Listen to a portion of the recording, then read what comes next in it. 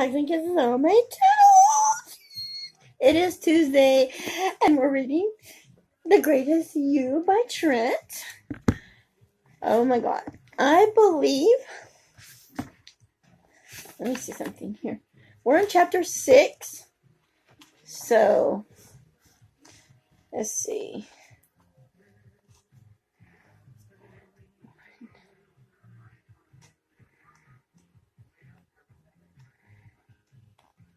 Two. I want this to be long. 3.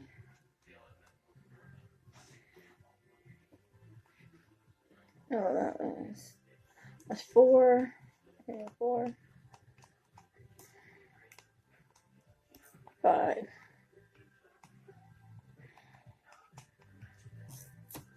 All right, we're on chapter 6. So after chapter 6, we got 5 more chapters to read. This book will be done, and then I will show you real quick. I have a couple other books I want to read. This is by Billy Graham. By Billy. It's called Jesus Now. God is Up to Something Big. That's another book I'm going to start reading after this one, maybe. And then I have this book I will read. So one of these books is going to be next. I haven't decided which one yet, but let's get into this. Thinking about the people you have hurt. You know how many people in your life you've hurt? Maybe you should make a list. And maybe God's also trying to tell you, maybe people you hurt, you should actually apologize for hurting them and see how that goes. Excuse me for belching on here. I got heartburn and I'm belching. My stepdaughter ordered pizza and I ate a slice of pizza and some breadsticks. Like the breadsticks. All of those. No, I eat the pizza too, but no. Anyway, we are all in, I can't even read. I'm so tired. I'm sorry. I can't read. Come home from work and I have to do my video. We are all imperfect. We're filled with flaws, and something little and something big. And these flaws are the largest part of what makes us human. But these infections leads us to do things to each other that we should do even when we know we're doing to the other person harm. People hurt. I'm used to having I'm sure you have heard this phrase before. How much have you really thought about it? When people have had bad things done to them over the course of their lives, they tend to respond by doing bad things to other people. For instance, do unto others as you want done unto you. They become the pain of someone else's influence upon them, the pain that they hated. That one of the key reasons why forgiveness is important. It's emotional to break out of the circle, letting the hurt to allow you to do more beyond the hurt. And we're going to talk more about them for me. For now, though, I want you to spend some time thinking about the people you have hurt. There's exactly a chance that every one of these people that has suffered some serious damage to their lives, maybe they were abused or bullied. Maybe they let the wrongs in their lives faster inside of them. Maybe they are neglected or filled up with hate by people who have supposed to nurture them. Because they have these things in their past, and they probably haven't done their own forgiveness. They're impossible. The damage they have suffered on the others, and you happen to win up their sights. That doesn't in any way make what they've done to you right, but it does make a little bit easier for you to understand and maybe even relate. In fact, there's a pretty good chance that you've even been on the other side of this yourself. Go back to the time you hurt someone else, even if it's painful to think about. You can raise the pain you inflict back to a hurt you positively reacted. So it might help you to understand how you got hurt in the first place. Again, I'm not making excuses for what you've done to you. It's just giving you some important context.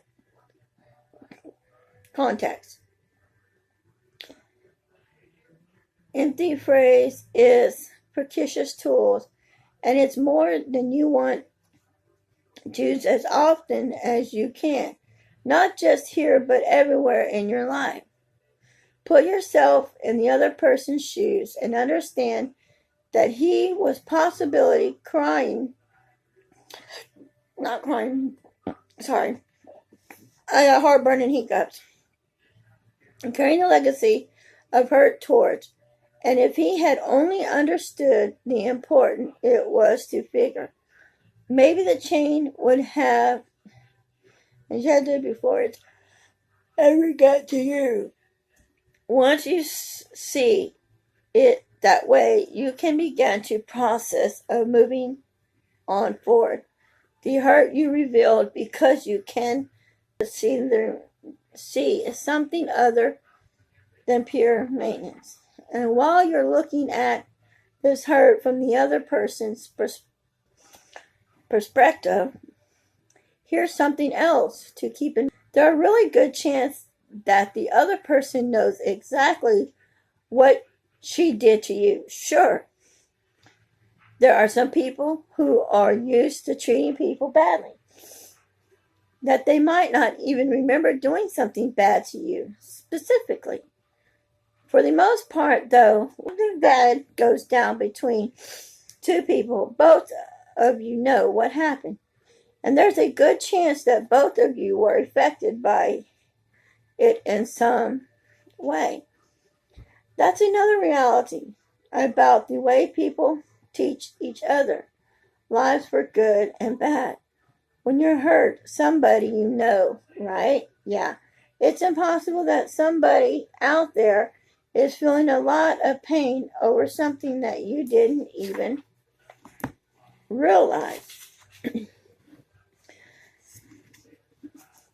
you did to that person. But for the most part, you know, there's even a good chance that you feel bad about doing it. Certainly, I feel bad about the time when I really hurt someone. Remembering the woman I cheated on? Chapter 1. I feel terrible that I handled things that way.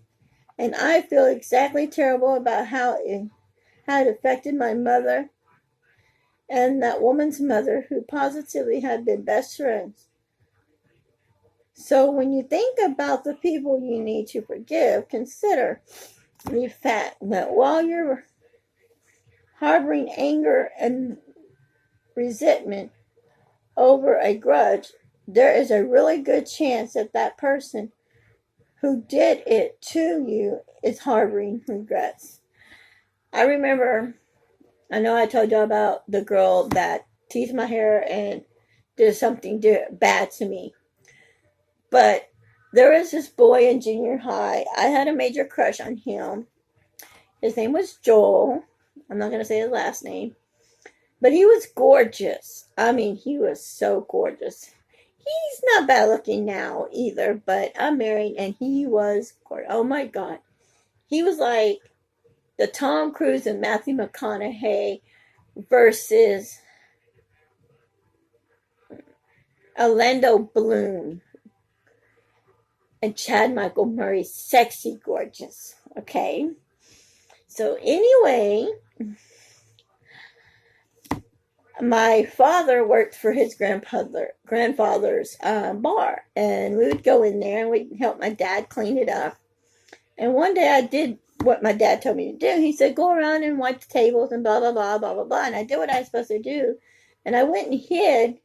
They had this bar over there. And I went in this place over there. And I sat there. And I had my headphones on. And I was jamming the music. And I was singing the music.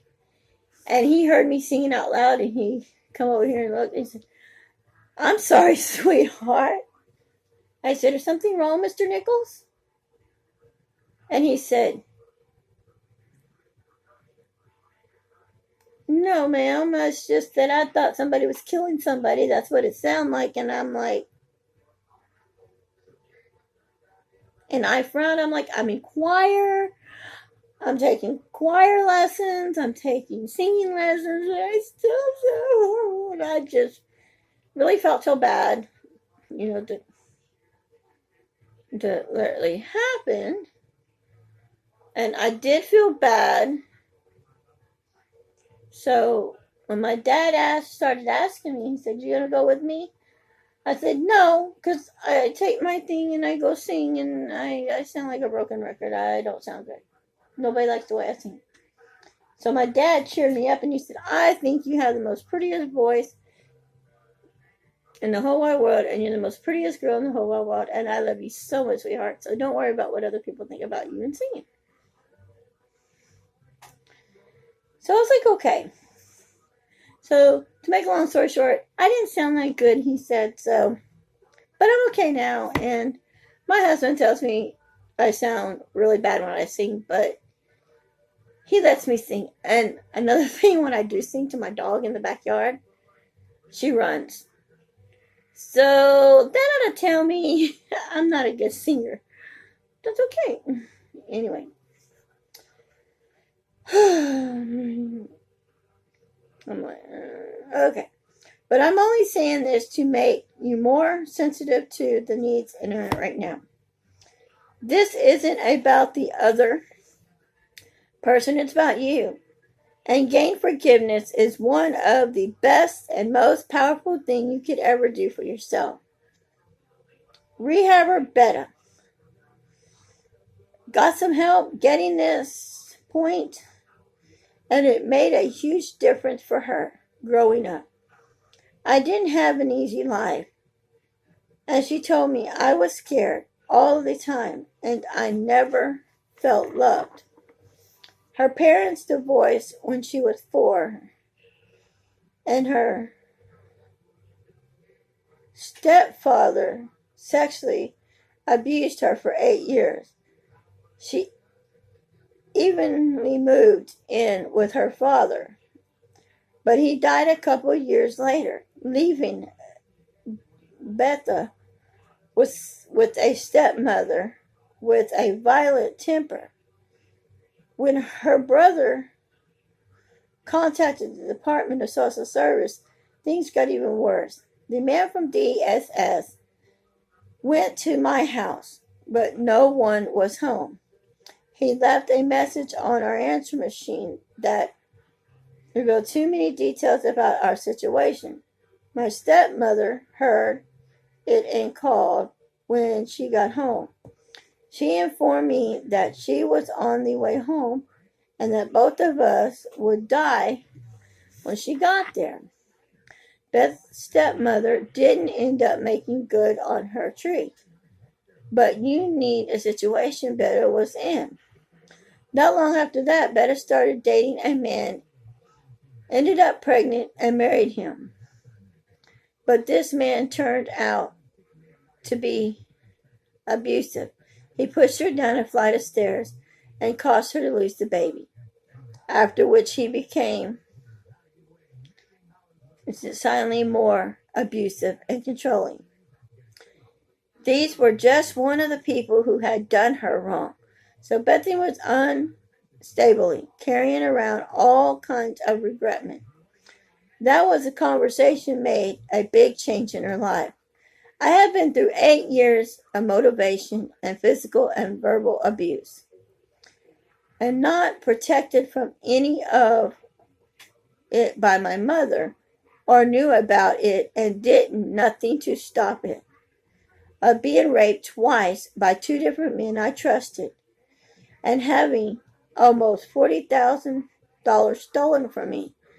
This left me a lot of bitterness and anger. These even planned through my head every single day. I carried them with me.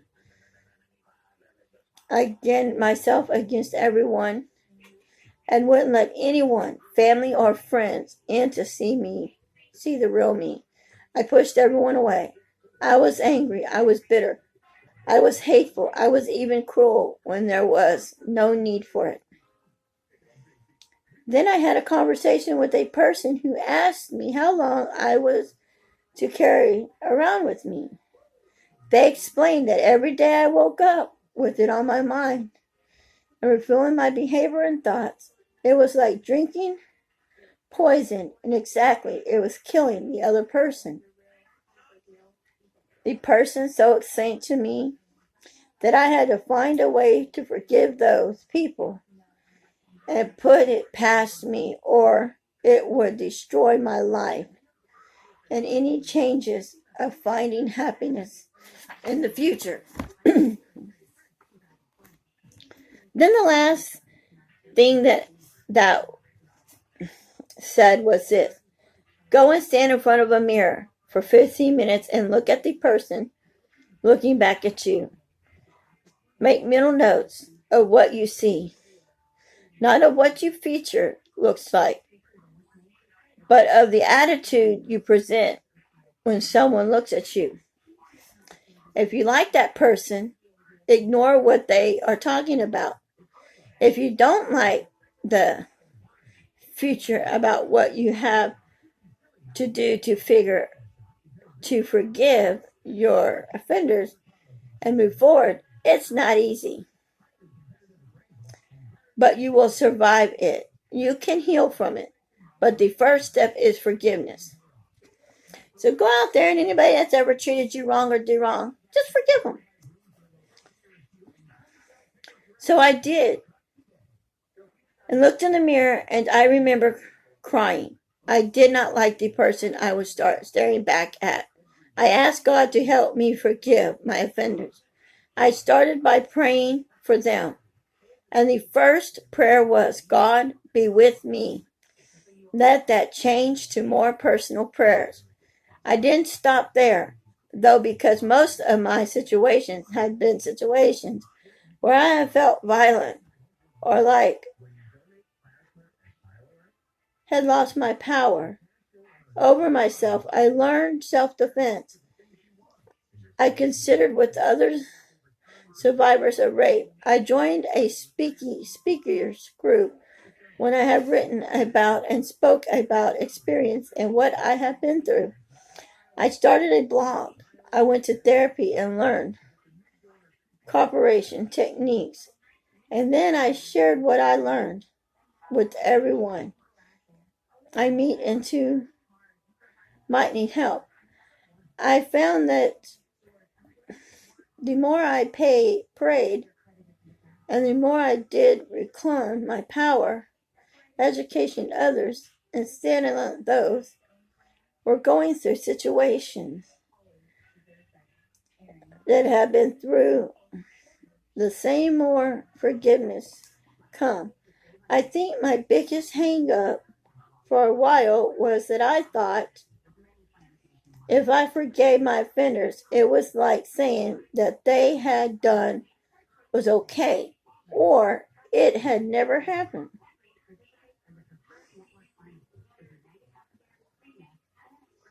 But I had to come and realize that that wasn't the case. It was okay. It didn't happen. And me saying, I forgive you, whether actually to do aside, to let go. It was a way of acknowledging that, yes, you hurt me. And no, it wasn't right. But you will not destroy me by what you did. I'm reclaiming what you took from me. All right. The power you get from forgiveness is the next one we're going to read.